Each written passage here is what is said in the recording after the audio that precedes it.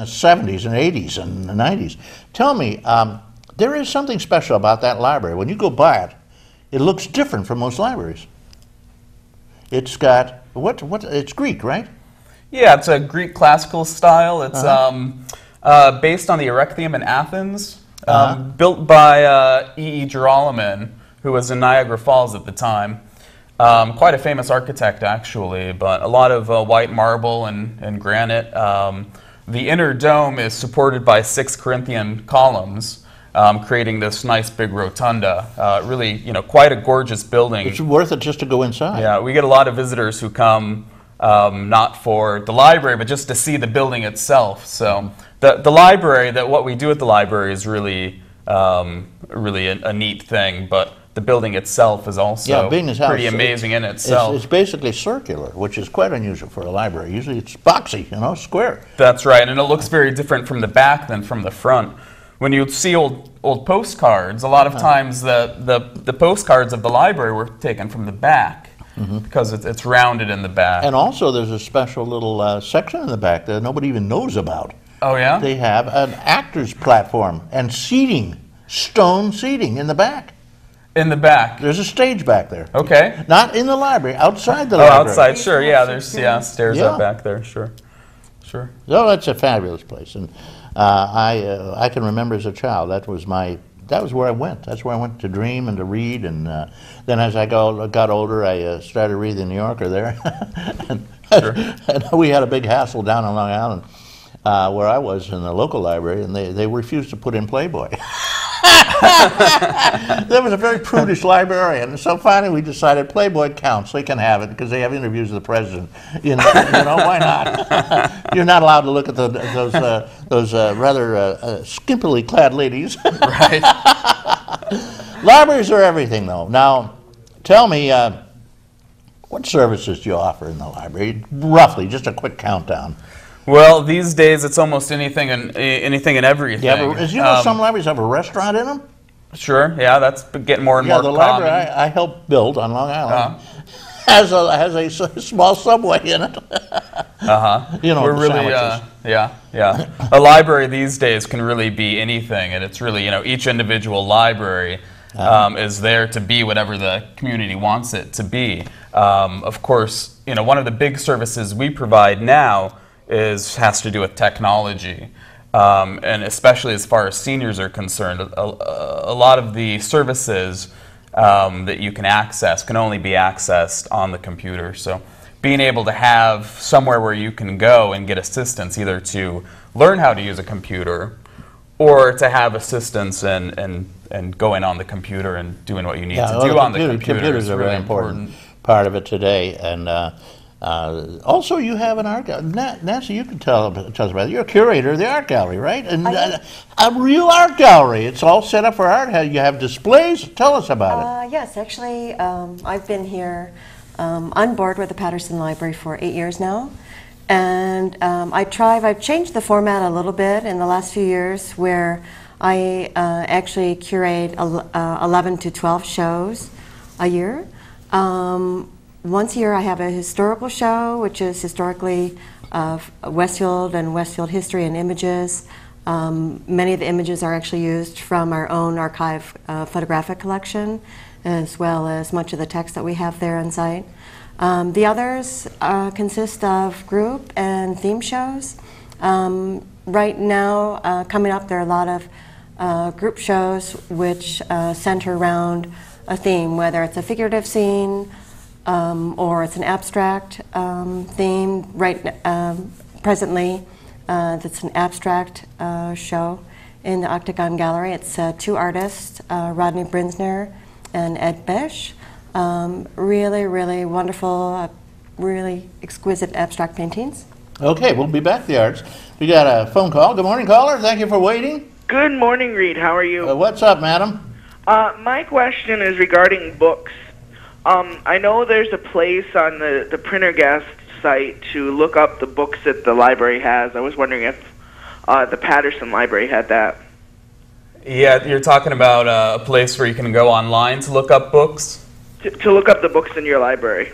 Sure. If you just go to our website, www.pattersonlibrary.info, There are, by the way, 2 Patterson libraries in New York. We're the .info one. You can just click on search the catalog, and you can find books that way.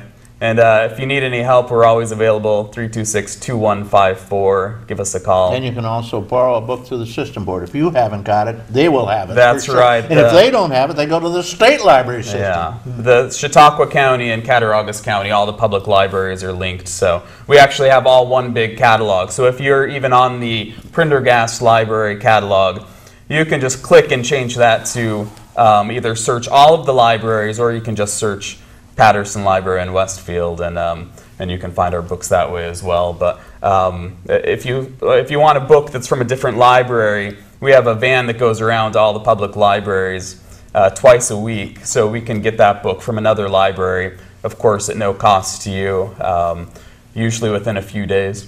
What a service, huh? So how easy is it to get an interlibrary loan then, and what do you have to do?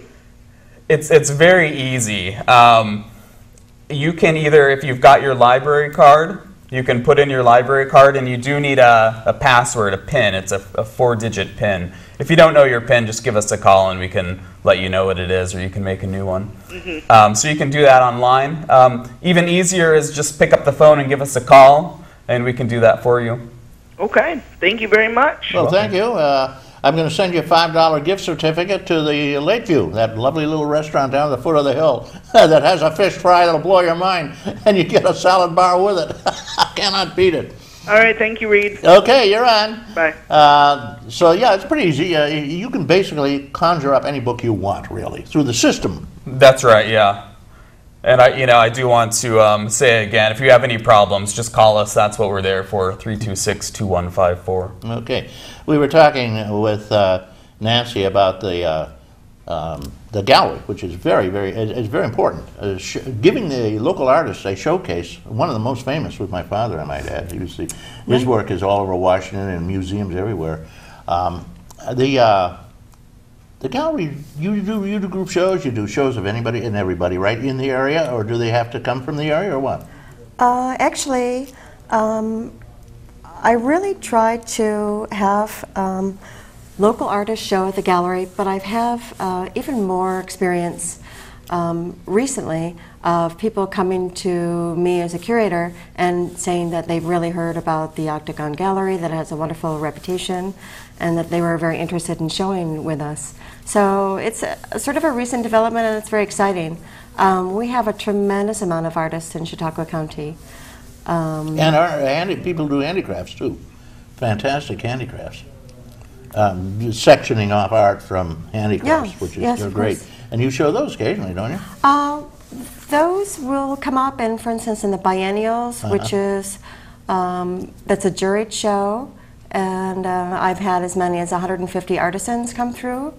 That's where, and I've also had a holiday craft show. That's where those more craft artists will show.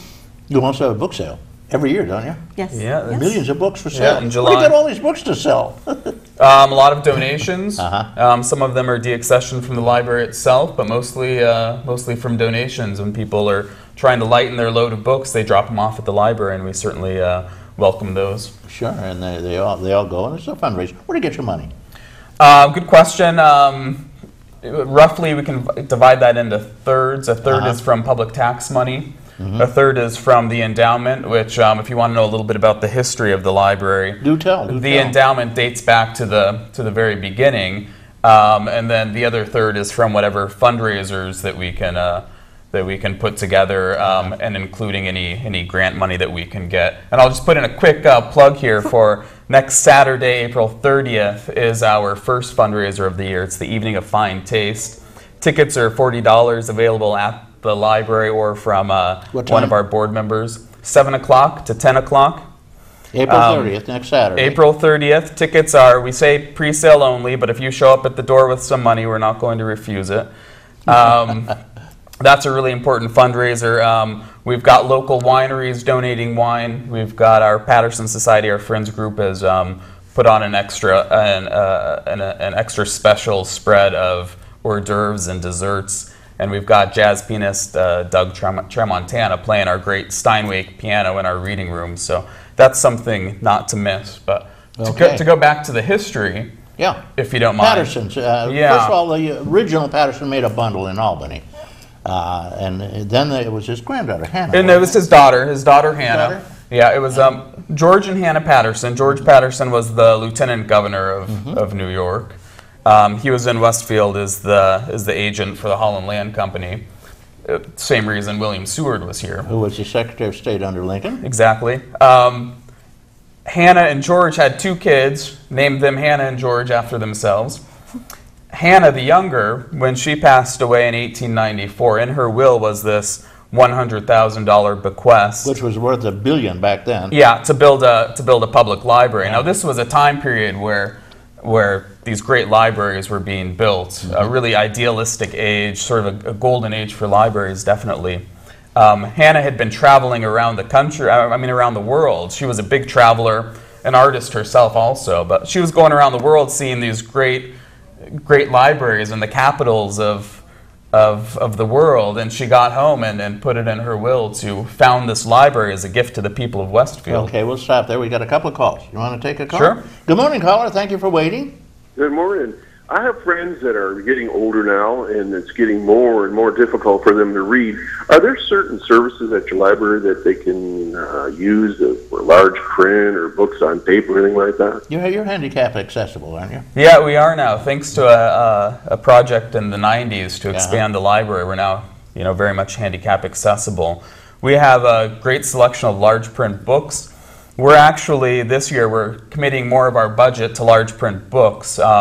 That's an area of the library that gets especially heavy use. So we're trying to get more and more new large print books, and if there's any books that you'd like us to have in large print, please do ask. We also have machines that help magnify books. You can put the book down, it'll magnify it for you on the screen, so that's available as well. With the with the pads, I think that there'd be a lot less books being taken out of the library because you can just download a book in seconds now. And we now check out books through the library. You can get free ebooks onto your Kindle, your iPad, whatever. And those are great because you can increase the font size. So those have become very popular with seniors. And again, if you ever need any technical assistance, we're happy to help. We actually have an iPad workshop on May 4th. For those who are interested in ebooks and to get an idea of how an ebook might help you be able to increase the fonts and be able to read books easier. Okay. I'd invite you to come to that. Okay, there you go, caller. That help? Wonderful. Thank you very much. Yeah, you're welcome. We got another phone call. We got a line up here. Good morning, caller. Thank you for waiting. Hello there. Up. Said I can't wait any longer. Lost That's what happened. It's an instant world here. So you do have you are kind of swinging into the Kindle crowd, whereby you just press a button and you got your book. And there's some of these little pads are pretty big. You can read them, and you can raise the print size. Yeah. And also they can take half the Library of Congress on them. Some of them, they have a huge. That's right. Yeah. Storage ability in them, right? Mm-hmm. We're sitting here with Eli Guinnee, who is the director of the Westfield Library, and with Nancy Nixon, who does adult services and is the curator of the most gorgeous art gallery in the world over there. Does a beautiful job, and the best part about the art gallery is when they open a show about once a month, they always have a royal reception with brie and with hors d'oeuvres and with wonderful a little wine. It's a fantastic thing. It's like going in Paris to an art reception. You go down there and get half bagged. It's always a lot of fun. Yeah, it is a lot of fun. The library offers many services. Now, tell us a little bit about the other libraries in the county. We got the Prendergast Library, for instance. Now, that's quite a place, isn't it?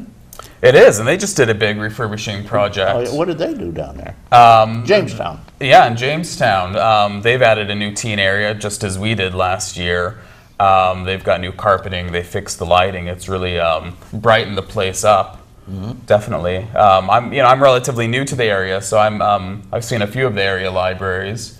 but I'm not too familiar with all Some of of them. them, well, none of them are as magnificent as the Westfield Library. I think that is a crowning achievement of libraryism that Hannah gave us. And as you said, she came back and she bequeathed $100,000. Back then, that was a lot of money. How much is left out of that?